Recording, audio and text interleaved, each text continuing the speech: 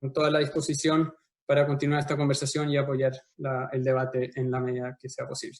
Muchas gracias. Muchísimas gracias, don Guillermo. Muy agradecido por la presentación y de que vayamos a contar con la minuta que se ha presentado en esta ocasión para hacerse llegar a todos los miembros. Quiero ofrecerle la palabra enseguida al profesor Basso, que lo habíamos tenido para exponer cuando comenzamos los primeros ciclos de audiencias que se había interrumpido, que nos estuvo acompañando en ese momento. Profesor Basso, tiene la palabra. Buenas tardes. ¿Es posible compartir pantalla, presidente? Sí, por cierto. Ya.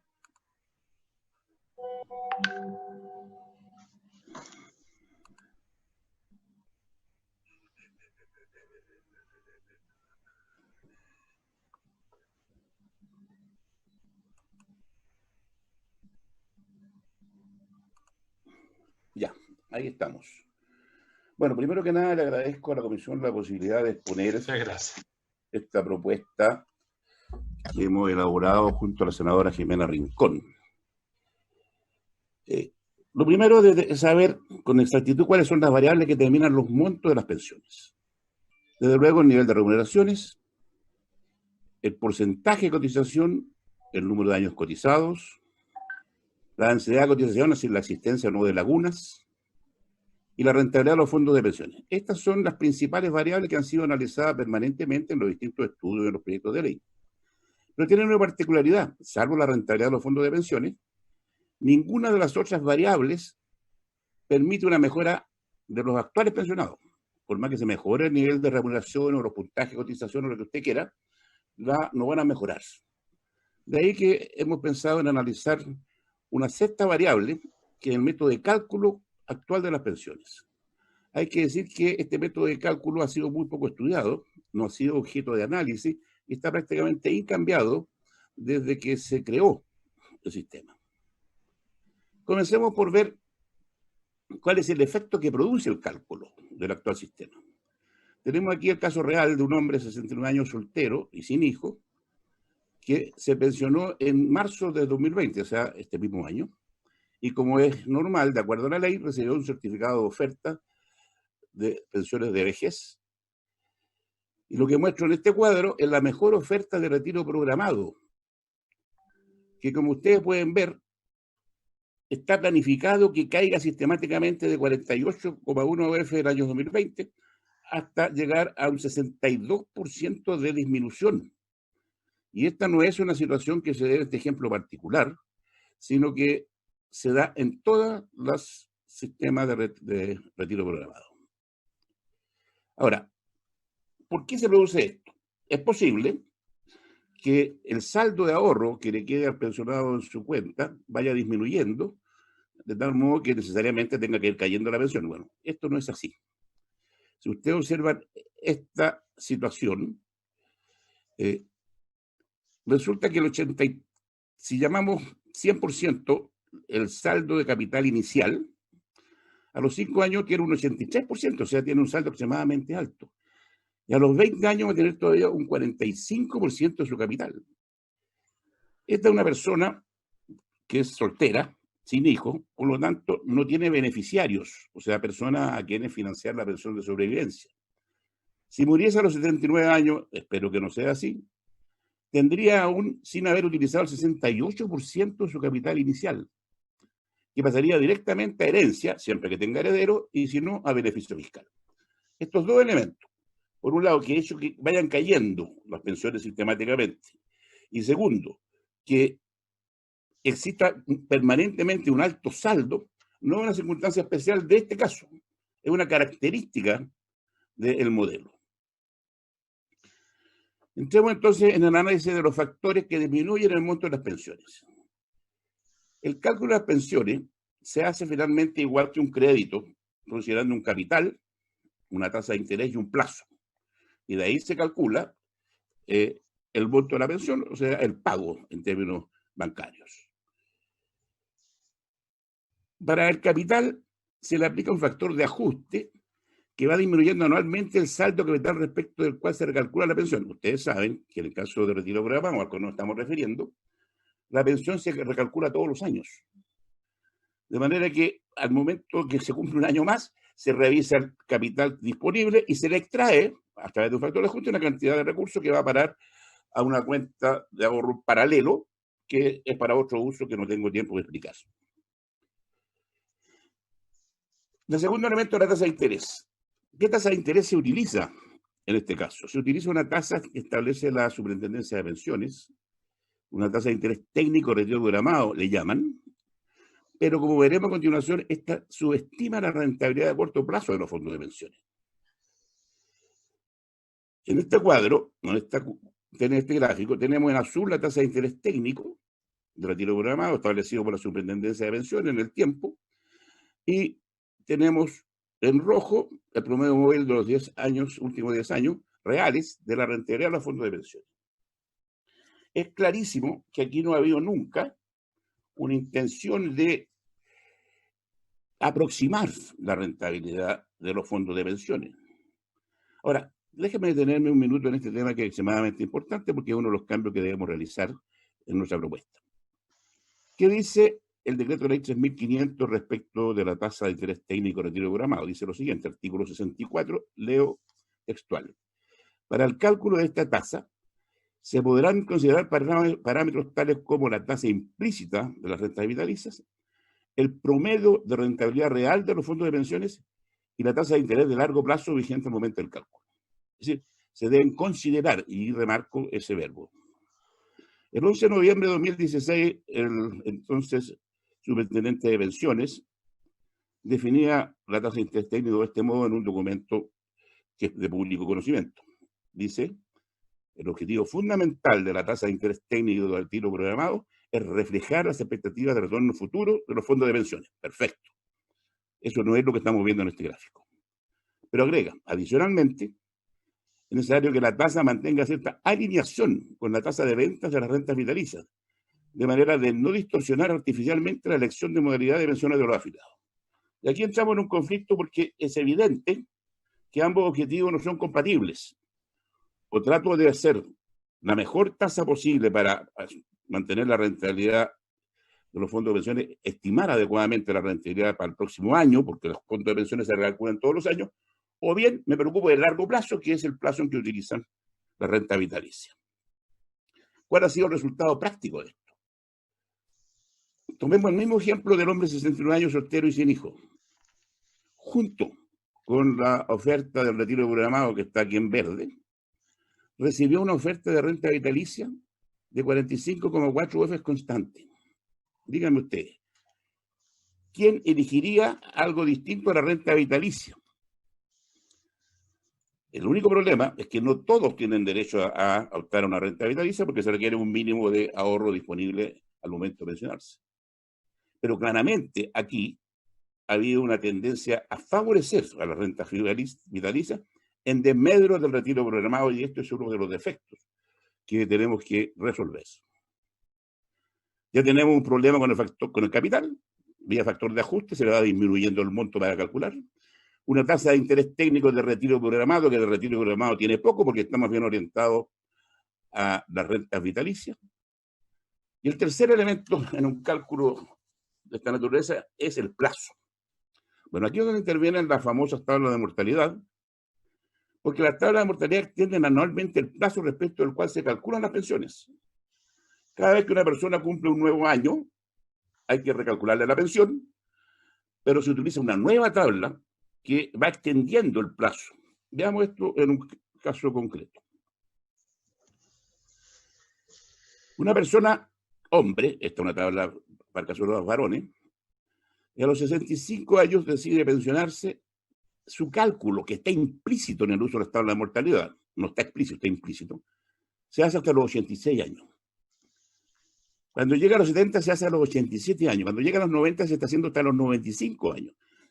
Entonces lo que ocurre es que tenemos un sistema que es a plazo, de largo plazo, que tiene una tasa variable, tasa de interés técnica, y que tiene un plazo variable. El plazo se va extendiendo a medida que van pasando los años, a medida que va envejeciendo la persona. Ahora, ¿qué ocurre en un crédito normal si usted va y solicita extensión del plazo? Lo que ocurre es que disminuyen la cuota. Y es exactamente lo que ocurre en este caso. Tenemos entonces un segundo elemento. El tercer elemento es la existencia de pensiones de sobrevivencia, que disminuyen el monto de las pensiones recibidas. Y déjenme detenerme aquí para decir algunos antecedentes que podrían ser interesantes. Las pensiones de sobrevivencia se pagan a los beneficiarios, que normalmente son la esposa y los hijos. Pero el pensionado debe guardar, mediante las fórmulas que aquí se utilizan, parte de su pensión para pagar posteriormente las pensiones de sobrevivencia. Entonces, la pensión de sobrevivencia obliga al pensionado a vivir con más bajas pensiones que la que podría tener para mantener aún con más bajas pensiones a su familia.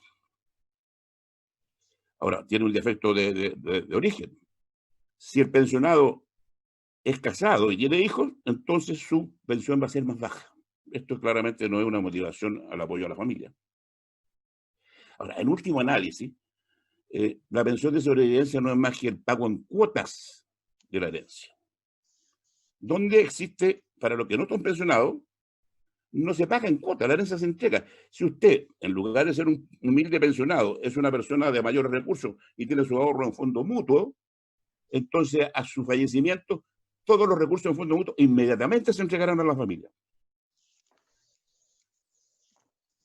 ¿Por qué pensamos nosotros que no debería existir las pensiones de sobrevivencia? Porque en el hecho, lo que está haciendo el pensionado al guardar recursos para financiar la pensión de sobrevivencia es reemplazar, sustituir al Estado, que debería hacerse cargo de esa familia a su fallecimiento, si quedara en una situación muy desmedrada. Esto de aquí es una injusticia enorme, porque las familias de los pensionados que fallecen tienen un tratamiento distinto al resto de las familias chilenas. Y la igualdad ante la ley aquí no se está cumpliendo. Hemos identificado los problemas. Y ahora es muy fácil entonces buscar las soluciones. Lo primero es que el capital disminuye a causa del factor de ajuste. La solución es obvia, no utilicemos el factor de ajuste. Lo segundo es que el plazo se extienda anualmente debido al uso de las tablas de mortalidad. Y aquí viene una propuesta de fondo. No podemos utilizar un sistema de plazo variable, extensible, nunca alcanzable, sino que tenemos que dar un sistema de un plazo fijo. Y nosotros proponemos que ese plazo sea la esperanza de vida de los pensionados al momento de pensionarse. La tasa de interés técnica, como vimos, que establece la Superintendencia de Pensiones, no está orientada a tratar de estimar cuál va a ser la rentabilidad de los fondos a un año plazo, que es lo que necesita el retiro programado para sus cálculos, sino está mirando el largo plazo. Deberíamos tener entonces una tasa de interés especial de retiro programado, que debería llamarse de retiro programado, a diferencia de lo que hay ahora, que estima la tendencia de la rentabilidad, pero solo a un año plazo. Eso significa, en el fondo, separar definitivamente el tema de las rentas vitalicias, que miran el largo plazo y tienen sus propios sistemas de cálculo, de un sistema de retiro programado que va ajustándose año a año en la tasa. Como dije, las pensiones de sobrevivencia son una de las causas principales de las bajas pensiones. Y una de las injusticias, porque mientras las personas que no están pensionadas reciben la herencia de inmediato de los ahorros que dejó el fallecido, en este caso lo reciben en cuotas. Entonces yo creo que es de justicia que entregar a la familia como herencia inmediata los ahorros previsionales que existan al fallecer el pensionado. Hay otro defecto, que son las pensiones decrecientes en el tiempo. Con todas estas variables que hemos introducido, la verdad es que la variabilidad de las pensiones va a ser mucho menor, porque va a tender a ser constante, salvo por la tasa de interés que podría hacer que esto suba o baje de un año a otro cuando se recalcule. Entonces, para eso proponemos usar una banda de pensiones de más o menos 3%, de manera que cada individuo, entre un año y otro, no sufra una variación ni superior ni inferior al 3% en su renta. Obviamente esto va a generar importantes aumentos en las pensiones. Pero hay un elemento que hay que tener en cuenta. Como es a plazo fijo, está calculado de manera que ha terminado ese plazo fijo, que es la edad de sobrevivencia del pensionado, los recursos se acaben. Y es ahí donde tenemos que introducir la ayuda del Estado. Lo que nosotros proponemos es que alcanzar la esperanza de vida del pensionado, la pensión comienza a ser pagada por el Estado. Obviamente, limitando el monto que el Estado va a financiar. De manera de asegurarse que no estamos yendo en ayuda de personas que efectivamente tienen pensiones extremadamente altas. Tenemos como todo propuesto un régimen de transición. Los beneficiarios que actualmente tienen pensiones de sobrevivencia, se les va a ofrecer, o deberá ofrecerse, la posibilidad de continuar con el sistema vigente o ir inmediatamente a recibir la herencia de los ahorros en ese momento disponibles. Estoy casi seguro que el 80 o 90% de la familia van a preferir la herencia a seguir recibiendo una herencia en cuotas. Los pensionados actuales, aquí vamos a tener que asumir que el pensionado actual se está pensionando recién ahora. Cuando entre en vigor esta propuesta que esperamos que sea aceptada, vamos a hacer como que el pensionado se está pensionando recién entonces. ¿Cuál va a ser su capital? El saldo de ahorro que tenga en ese momento, incluido el fondo de reserva. Y el plazo al cual se va a calcular va a ser la esperanza de vida de cada uno de los pensionados. Veamos qué significa esto en términos prácticos. En este cuadro estamos mostrando la esperanza de vida de los hombres a diciembre de 2019. Por ejemplo, una persona de 80 años tiene una esperanza de vida de 9 años. O sea, hasta los 89 años va a financiar su pensión con sus propios recursos. Y a partir del año 2028 recién comenzaría a financiar el Estado. Obviamente, a los de 65 años, la pensión sería recién a partir del 2040. Y a los de 94 años sería el año 2022. Veamos qué pasa con esta propuesta comparada con el método actual. En este caso tenemos un hombre de 65 años, casado en este caso y con hijos, y recibió su oferta de pensión en el mes de octubre de 2019. En verde, la propuesta que sigue la misma curvatura hacia abajo de las pensiones que ya mostramos en la lámina 1, y en rojo la pensión que habría obtenido a partir del mes de noviembre del año pasado si esto hubiera estado vigente. Fíjense, en el primer año tendría una mejora de un 45%, para ir a un 50%, luego un 58%, luego un 76%, y ya a los 20 años de pensionado tendría casi el doble, poco más del doble de la pensión que va a estar recibiendo en el sistema de retiro programado. Veamos otro ejemplo. Ahora es un caso de un hombre que ya estaba pensionado. En octubre de 2019 tenía un capital de 106 millones de pesos, 74 años a octubre, y de acuerdo a esas tablas que acabamos de mostrar, su expectativa de vida es de 13 años. Ahora vamos a proyectar la rentabilidad a un año plazo, para lo cual vamos a mirar los 10 años anteriores, de septiembre hacia atrás, y lo que nos da una proyección del 4,5% anual. Es decir, vamos a calcular, asumiendo que durante el próximo año la rentabilidad de los fondos es 4,5%, que es lo que da la fórmula. Entonces pasaría de una pensión en octubre de 576 mil pesos a 890 mil pesos en noviembre. Es decir, la mejora sería un 55,4% inmediato. Y esta mejora se está financiando con sus propios recursos, con sus ahorros. Porque recién 13 años más tarde el Estado va a tener que financiarse. Veamos un último ejemplo. El caso de una mujer pensionada.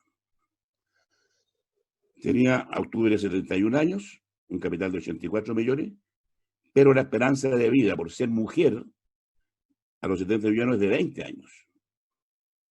Lo cual implica, la tasa es la misma, ciertamente, que el aumento va a ser solo de un 19,3%.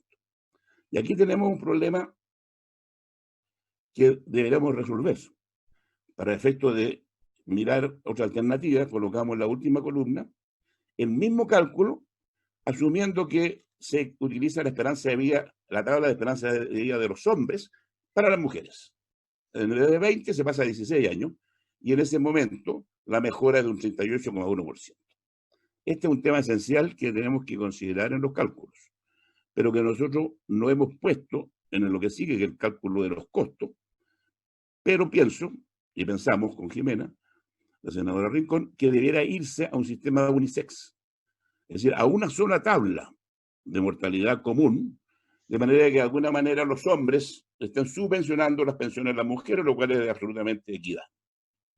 Por lo demás, yo no creo que haya ningún hombre que, sabiendo que bajar un poco su pensión va a ir en beneficio de su esposa, de su madre, de sus nietas, de manera que debería estar disponible. Ahora, lo importante es que este cambio hay que hacerlo ahora, cuando se va a cambiar el sistema, si es que esto se aprueba. Vayamos a la estimación del costo fiscal de esta propuesta, que es posiblemente la piedra de tope, de algo que se ve bastante razonable. Para hacer el cálculo, dispusimos de la corte de pensionados por sexo y edad a diciembre de 2019, las mujeres desde los 60 años hasta los 100 y los hombres de los 65 años hasta los 100. Y para cada una de estas cortes, edad, sexo, tuvimos a la vista el número de pensionados de esa corte y el saldo de ahorro promedio de esa corte.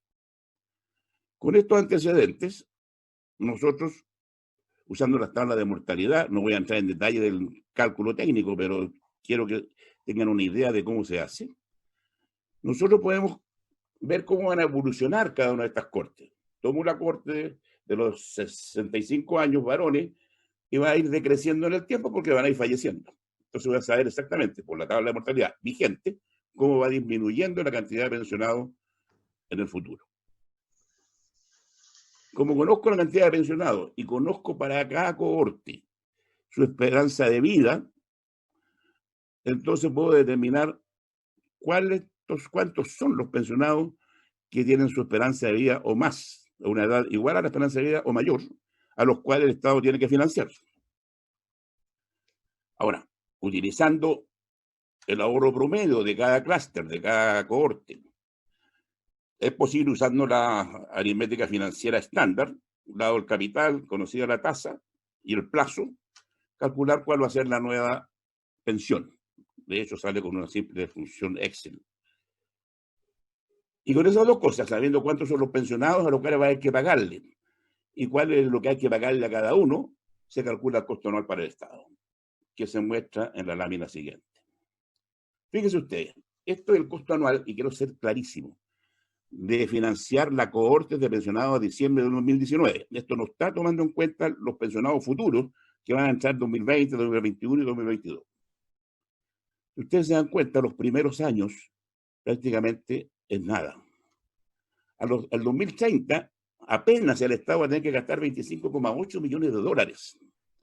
Y va a alcanzar un máximo de costo de la cohorte, insisto, el 2040 con 186,6 millones de dólares. Estos son valores que, comparados con las cifras que están incluidas en el proyecto del gobierno, son ínfimos. Veamos esto mismo en una curva.